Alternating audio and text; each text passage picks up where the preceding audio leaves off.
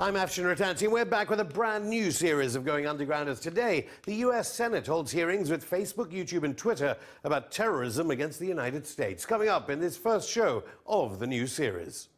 Is the liquidation of the taxpayer-funded private contractor Carillion one of the final nails in the coffin of the post-Thatcher and Blair privatisation of UK society? We get the take of the chair of the UK International Trade Committee, Angus MacNeil of the SNP, who reveals plans for a new Scottish independence referendum to break up the United Kingdom within 15 months. And the birthday week of Martin Luther King Jr., who, along with Malcolm X, had a different vision for the Western Hemisphere. What makes a shithole a shithole? US Army veteran Margaret Stevens offers an explanation for the catastrophically poor life outcomes of the Caribbean, referenced by Donald Trump, bar the island of Cuba. Plus, from the headlines, why you should keep your pennies away from the hard-pressed homeless, but think about sending them to bankrupt Gaza.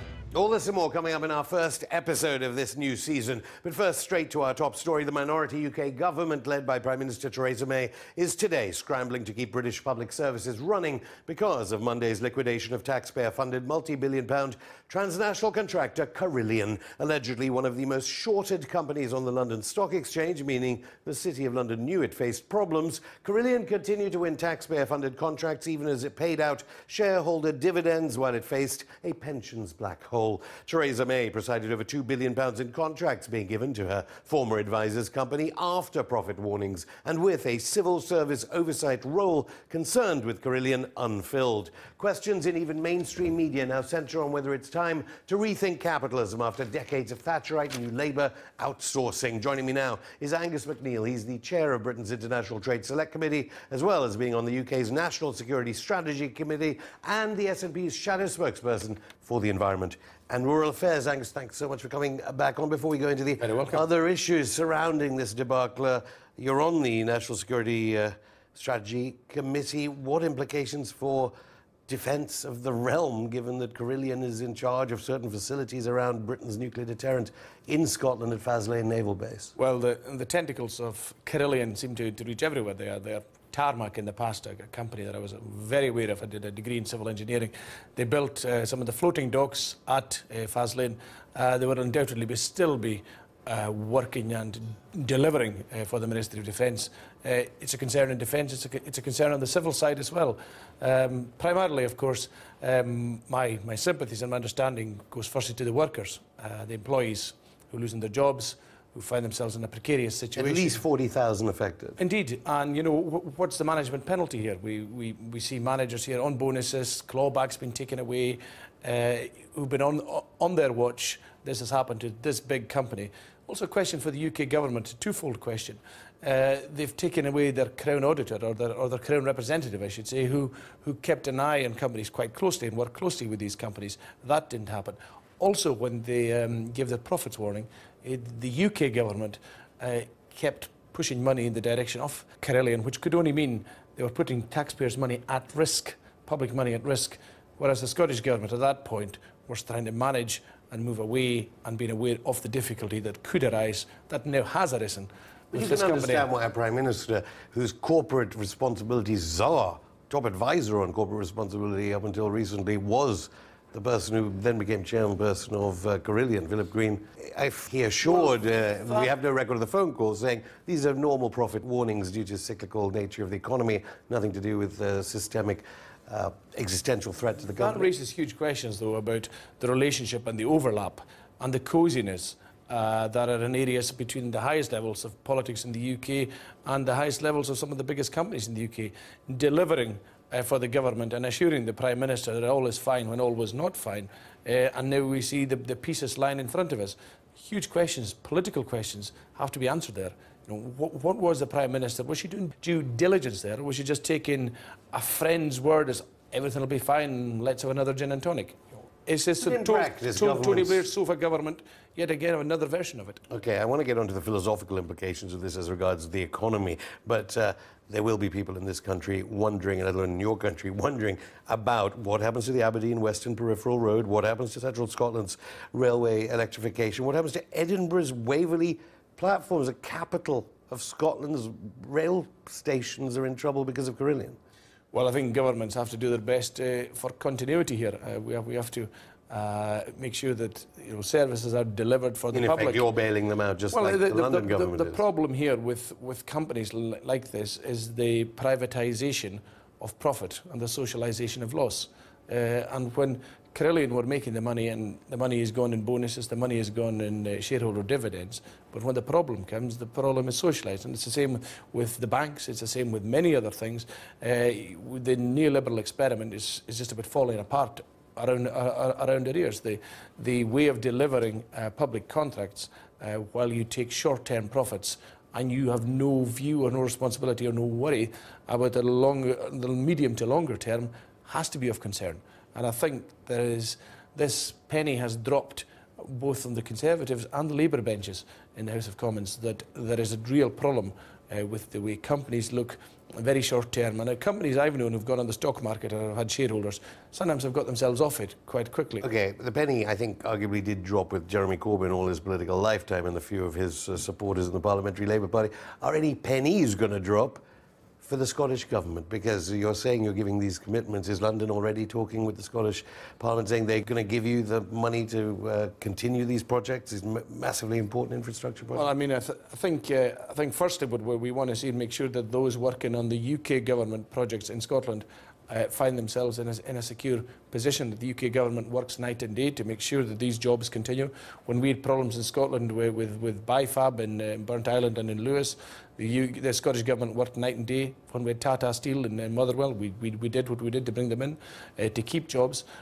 So it is beholden on the UK government. This is a behemoth created by the UK government in many ways, and the way they've... And the taxation comes from all taxpayers, then, not from the Scottish Parliament. Indeed, and I think the UK government's a huge role to play here. We obviously have certain contracts we have to keep going. We can't leave Waverley Station, for instance, as a building site in perpetuity. It's a situation, isn't it? I mean, that's why these companies have, at the end of the day, they have the public over a barrel, because this has to be done. And we all know it has to be done. And if they go bust and if they walk away with their bonuses and their profits or whatever, we've still got to go and pick up the pieces. And that's a problem with this privatising, the privatising fetish that's been driven post the Thatcher era through the Blair era in London. One has to ask that given Brexit means that Sinn Féin has become a very important party to the government. Obviously the DUP is very important because Theresa May wouldn't even be Prime Minister without her. Where is Scotland when it comes to negotiating monies off of back through Carillion and other things? Because, even on the border, Sinn Féin and the DUP can talk face to face. They're down here talking at Westminster. Well, I think that there's a point there that Sinn Féin as abstentionist nationalists don't have the clout that they might do for the voters of But even so, Northern Ireland. Irish nationalism is important now, as it never has been before, arguably. I think more Ulster unionism, Ulster UK unionism is, that voice could be diminished in favour of the European Union and the single market had the Northern Irish people voted for participation nationalists as opposed to abstention nationalists. That's a matter for them, but it's just a point that's worth observing, that they've left the field open in the absence of any government in Northern Ireland. They've left the field open to the Brexiteer representatives of Northern Ireland, which are the unionist politicians at the moment. On the other hand, they're going to have a soft border, so everyone seems to say, whereas you are going to have a hard border. Whatever. I'm not saying the SNP should have a violent swing, but isn't there something in this? Well, I see what you're getting at. You have a weak position here. Not at all, because if there is a soft border with Ireland, there is a soft border with Scotland. Why would the UK government, how could the UK government... That's not what Theresa May is saying. What Theresa May is saying and what Theresa May will have to do are two different things. That is becoming clearer and clearer in the Brexit negotiations. If you have a look just at Northern Ireland, they have acceded to every demand of the EU border on the island of Ireland. And remember, it's the EU border. So Theresa May, when she has that with one member, she has to have that with everybody else, because the most favoured nation status of the WTO would mean that you've got to treat everybody else as you're treating the other. So it's just utter nonsense they're talking about Scotland. They talk about Scotland as its trade, its main export market is in England. Well, Northern Ireland, the Republic of Ireland's main export market is England as well. You don't have to share a government to trade. What you do, well, I think when we have our independence referendum in the next 15 months, that'll be giving us all the leverage we need, and we're at 49% just now, and the UK has only got 51% by implication. The EU is 68% support in Scotland. The EU is far more popular in Scotland than the UK. That's very damning for the status quo and the government in London. But that's just probably is the reasons why we've got the likes of Carillion and the bad government of London that's feeding into that political picture I'm giving you. Everything we've spoken about has been in the context of the failure of Lehman Brothers in 2008 and, of course, the failure of RBS, the massive bank that was bailed out by the British taxpayer. Tell me about what you've been talking about in Parliament lately about the bailout of RBS.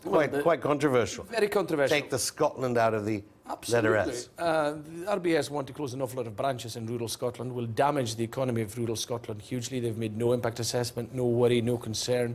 It's just something that at a macho board level they've decided to do. For instance, my own small island, they wanted to take away the last bank, the only bank that's ever been there. They want to take it away, which means people would have a day's travel to go banking elsewhere. And for some sort of context, the bonus pot of RBS at £16.5 million this year would pay for 266 years of salary at my local branch. So we're seeing corporate greed, buccaneering, devil-may-care attitude to society round about them, just for their own personal enrichment. And, you know, when you think in broadcasting at the moment, I don't know if this applies to Russia Today, of course, but there's an argument about gender pay, a one-to-one ratio of gender pay, that at all levels, men and women get paid the same. Bigger question here at the moment. Good, I'm pleased to hear that. The bigger question, though, becomes the ratio between the top level at RBS and their bonuses and all these types of companies and the bottom level, because the ratios there are now obscene. They're obscene, and you know there's some sort of revolution going to have to take place. Well, if you had any word on the name, they can take Scotland out of that. Absolutely, I mean they are going to close the branches. Well, as I've said in Parliament, they call themselves the Royal Bank of Scotland, while throwing Scotland to one side, throwing Scotland's economy to one side, not giving a damn, frankly, for them to continue, the RBS to continue to use the name Scotland. They should be ashamed of themselves. It's almost criminal. You've not been in touch with the palace to find out whether the Queen could take the royal out of it too? Well, that might be my next step. They would just be called a bank, and at that they might be dodgy if they close down all their branches. I'm sure RBS will have something to say. I hope they do. I want them to come on their big bonuses. You're meeting with them, though? Well, they've offered me meetings at various levels, but I want them to come. Their chief executive, if he is this fantastic whiskit, he can come and talk to an island of 1,000 Hebrideans and explain why it's a great idea to close the branch in the area. And on his bonus alone, remember the whole lot of them is 266 years, on his bonus alone would pay for about 60 years of the salary. So, you know, if this man is the financial whiz kid we're told he is, Ross McEwan, I'd like to see Ross McEwan come along and talk to the islanders and explain it, because these are the princes of the modern neoliberal experiment. Let them come and tell the people. Angus MacNeil, thank you. Thank you. After the break. Why have the Soviet Union's black revolutionaries been written out of the history books? We speak to author of Red International and Black Caribbean, Margaret Stevens, about the continued fight against NATO nation imperialism being waged today by the world's working classes. And from the headlines, why we're losing the war on terror in Iraq and losing the war on child poverty in America. All this and more coming up in part 2 of Going Underground. Welcome back. With me to go through some of the week's stories now is broadcaster and former Liberal Democrat Member of Parliament, Lembit Opik Lembit. Guy Verhofstadt's speech last night, fascinating, but did you make any money out of shorting Carillion, this government contractor, as so many in the City of London did, forgetting for a moment the tens of thousands of jobs at risk? No, I've got all my money on an each-way bet between Kim Jong-un and Donald Trump. Can't lose, Afshin, can't lose. You think Kim Jong-un is going to take over? We'll see. Let's go to this Oxford professor.